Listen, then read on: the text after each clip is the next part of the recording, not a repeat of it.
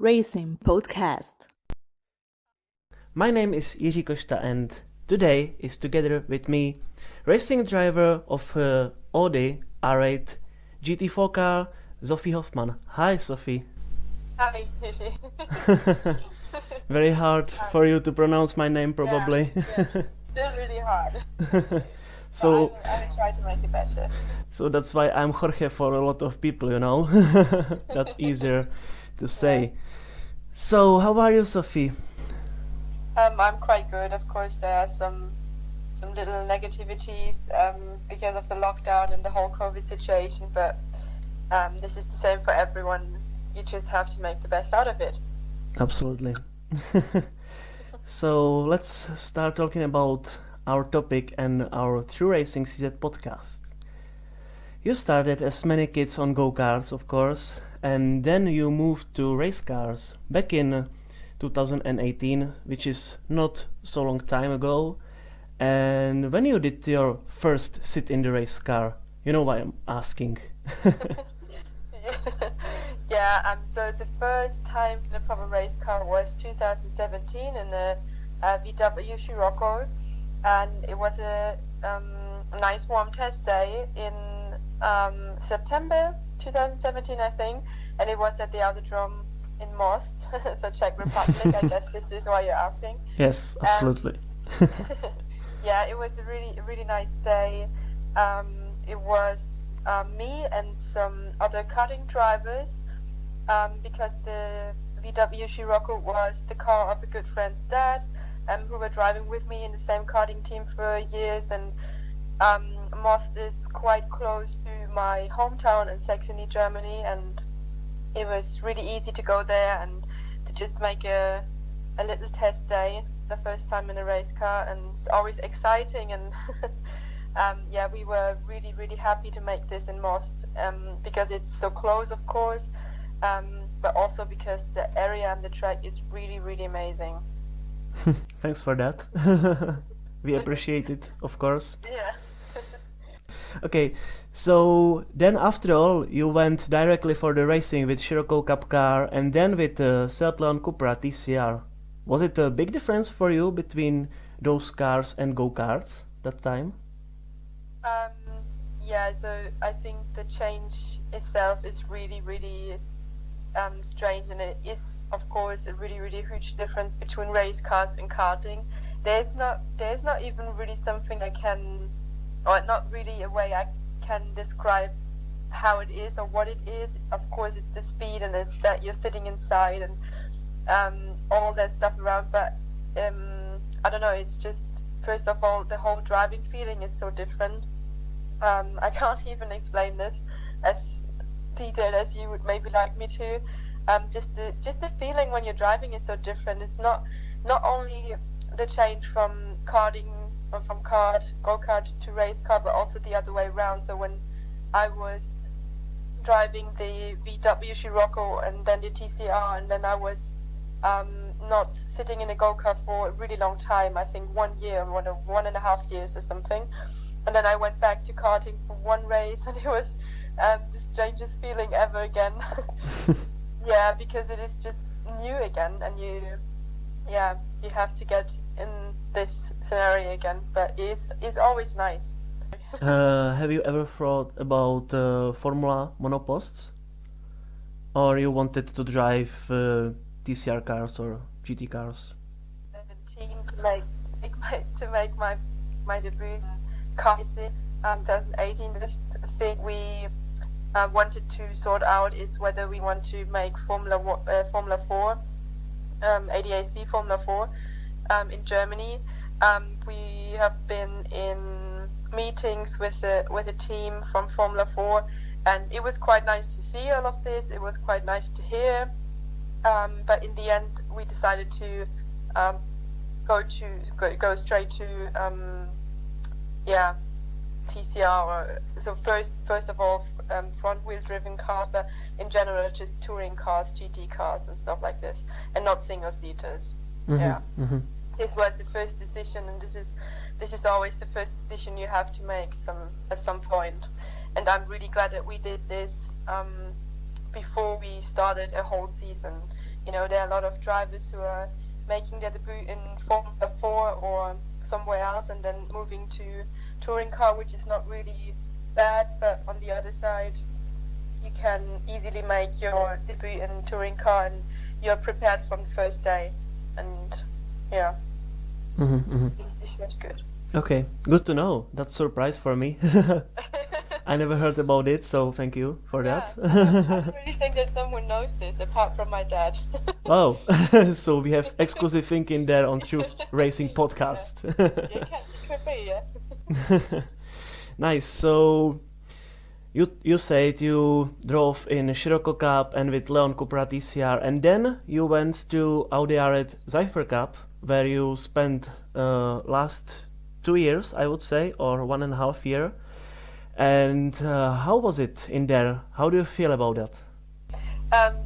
Yeah, so the first time in the Audi R8 was on a test day in 2019, and after this test day I decided to make 2 or 3 guest starts in the Audi R8 Cypher Cup in 2019, which was really, really huge and nice experience in this year, because it was the first time ever I sat in a real driven car in GT4, and yeah, it was so different to the TCR and everything I've driven before, but on the other side, really, really nice.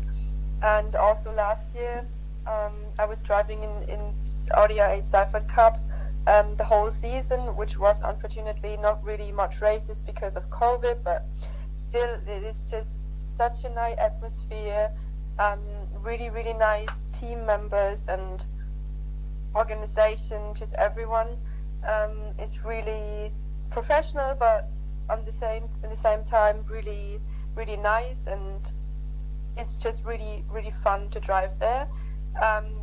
They always have super nice events and racetracks in the calendar, which makes it even better.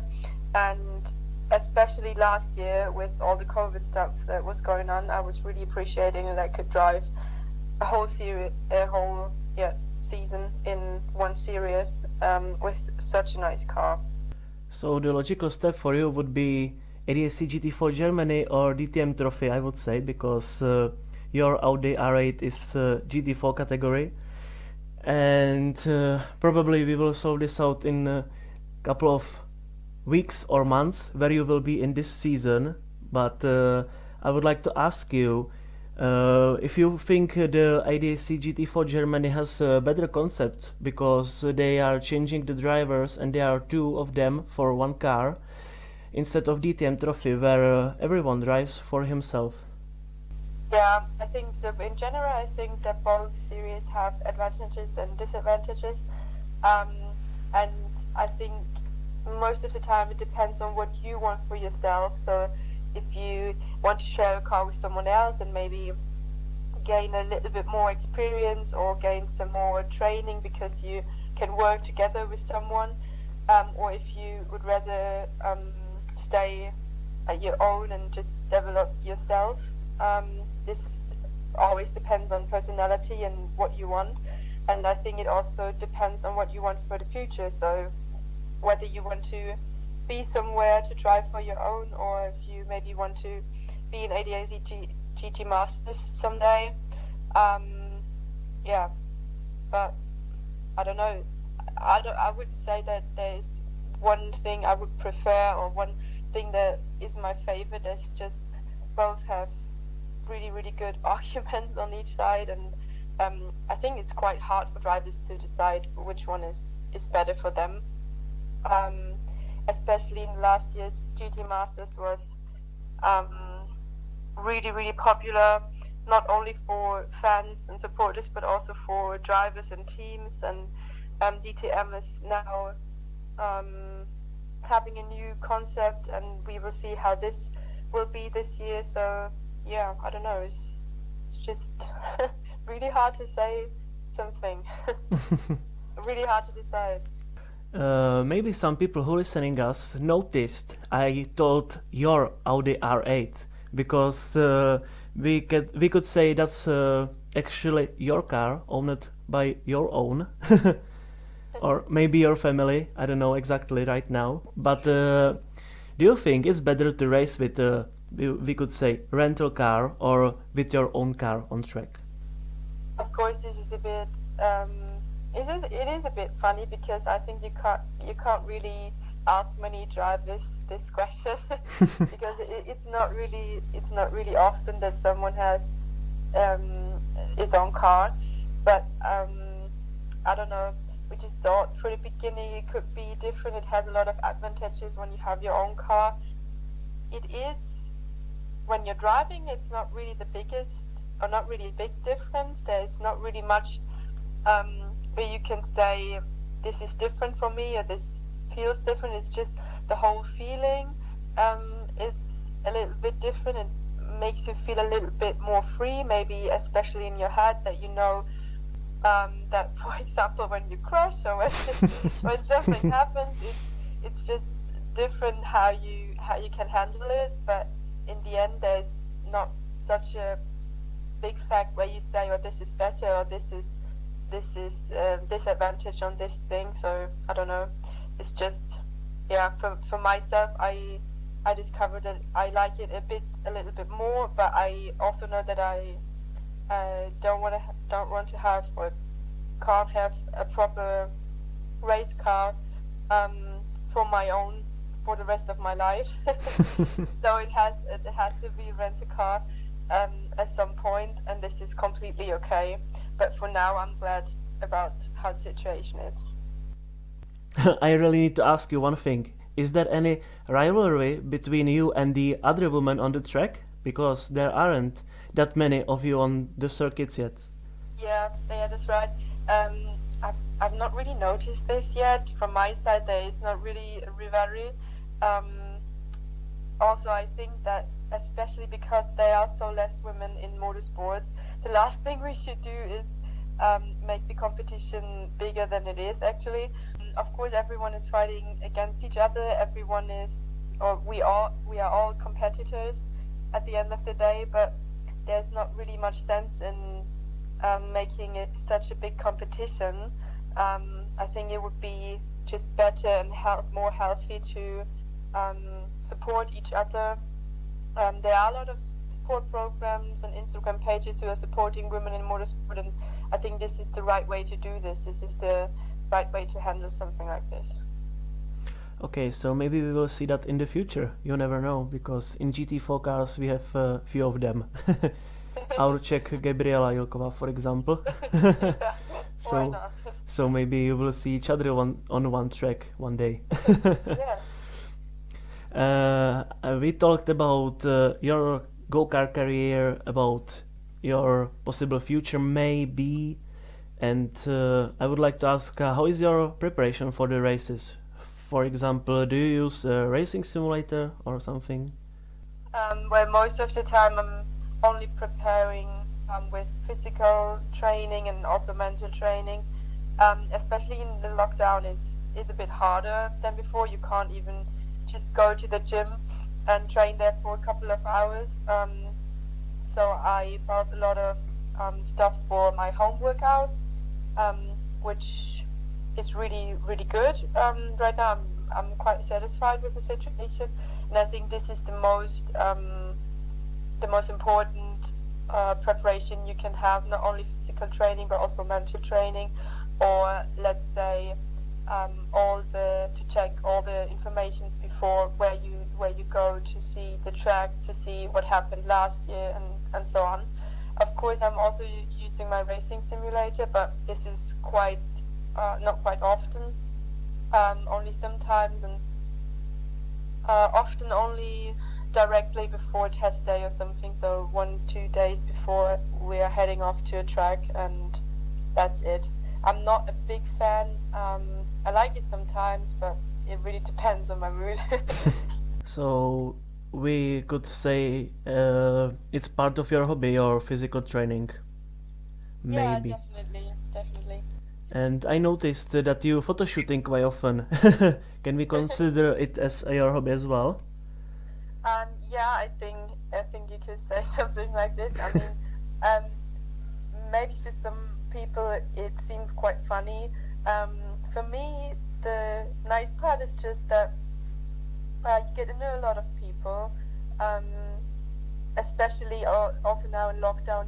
You can always do this because it is almost always only the photographer and the model, and you're always somewhere outside.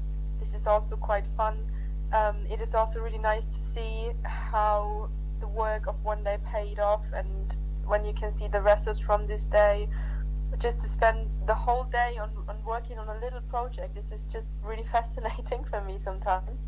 And it is also kind of a little nice break from racing sometimes, or especially in winter break. It is better to have something like this than to be bored the whole time. And it's just so different, but on the other side, really, really nice to have something like this. Yeah. But thanks to that, we have your own calendars, or we could have. Yeah. I have one of them at my home as well.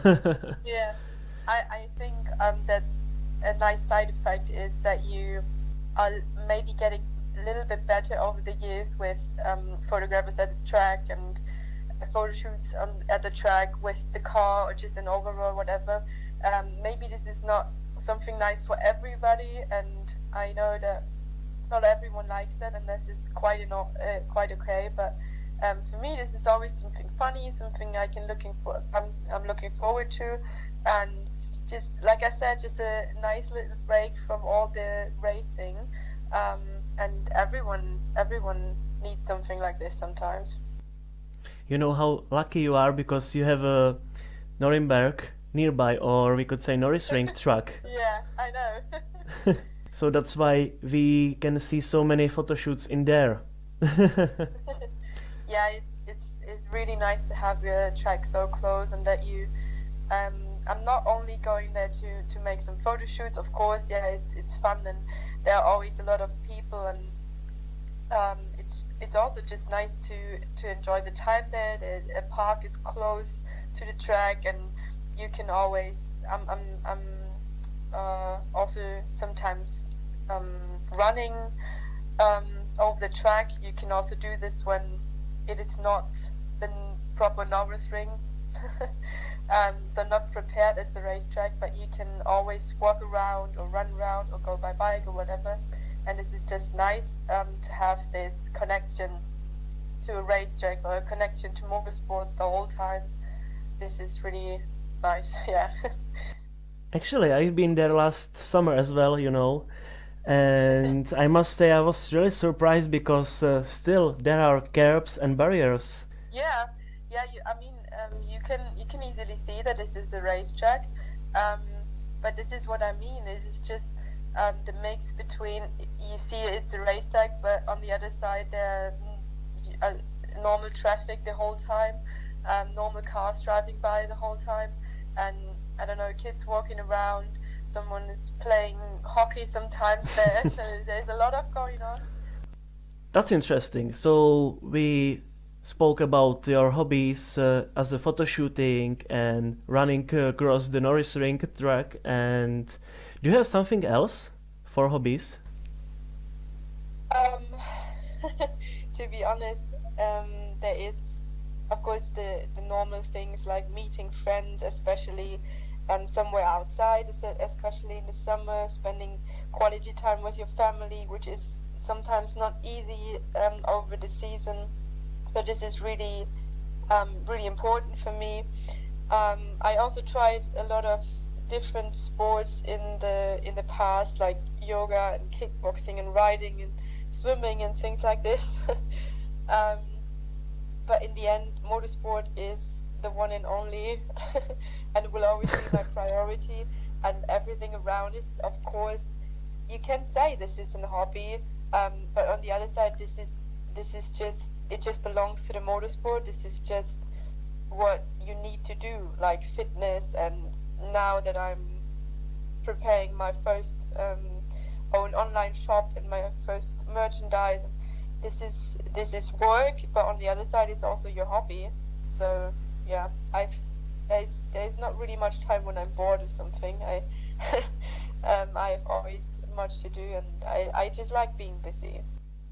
By the way, when you're talking about your merchandise, we prepared together with Sophie and True Racing CZ special face masks. And if somebody wants them, just write to me direct message or to the Sophie, and we will manage something together. My last questions for podcast will be about your future. So, what is your career goal? Are they more GT cars or maybe TCR? I don't know. Maybe we will see one day Sophie in DTM or us Audi factory driver. You never know. Yeah, you never know. I mean, this would be amazing, of course. I don't really think that TCR is an option for the future. Like not alone for the future. Maybe for some races, I would be really happy to go back to front rear driven cars for a couple of races.